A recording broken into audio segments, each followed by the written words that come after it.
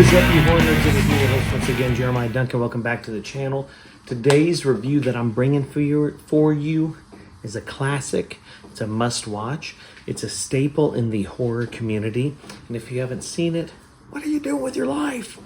You need to get it together, man. I'm talking about the 1972 classic, The Last House on the Left. It is rated R, runs for an hour and 24 minutes, and it is a cinematic masterpiece of horror. I will say that it is rough, though. There is simulated rape in it, and there are some intense scenes, so if that triggers you, probably not the movie for you. If for some reason you haven't heard of this movie, let's talk about it.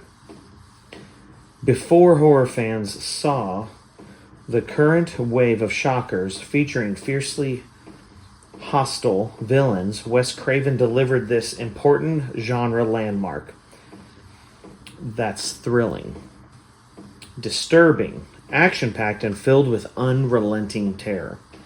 On their way to a rock concert, two teenagers are kidnapped by a gang of escaped convicts. Although they put up the fight of their lives, the girls are drugged, tossed into a car trunk, and driven into the woods by the savage, murderous gang, only to wake up to a horror they could not have imagined. Filled with shocks, twists, turns, and action, this knuckle-whitening film never lets us out from underneath an almost unbearable dramatic tension, says Roger Ebert.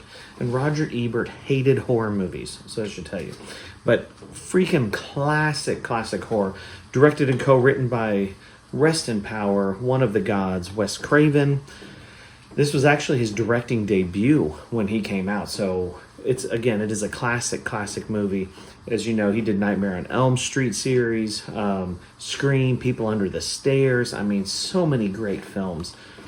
It is a brutal movie, but I absolutely love a good revenge flick because, without giving it away, revenge is best served cold. And they do that, they get their revenge, and it's fantastic, and you're like, oh my god, this is insane.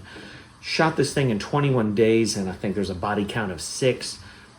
Fantastic horror film. This is the film that sticks with you, though. This is one of the ones you watch, and you just always think back to certain scenes, and you're like, well, have you seen this kill scene? Anytime you're talking to fellow horror fans, and this one has those scenes in it. It burns into your mind. It's haunting, it's brutal, it's disturbing, it's fantastic, it's great. Again, there is simulated rape in it, so please, if that triggers you, please do not watch it. We don't need you having any traumatic episodes due to just trying to have some entertainment. So with all that being said, 7 out of 10, fantastic film. You need it in the collection. If you've seen it, comment below. I'd love to hear your thoughts. Like, subscribe, hit the death bell for notifications. I got more coming to you. Stick around.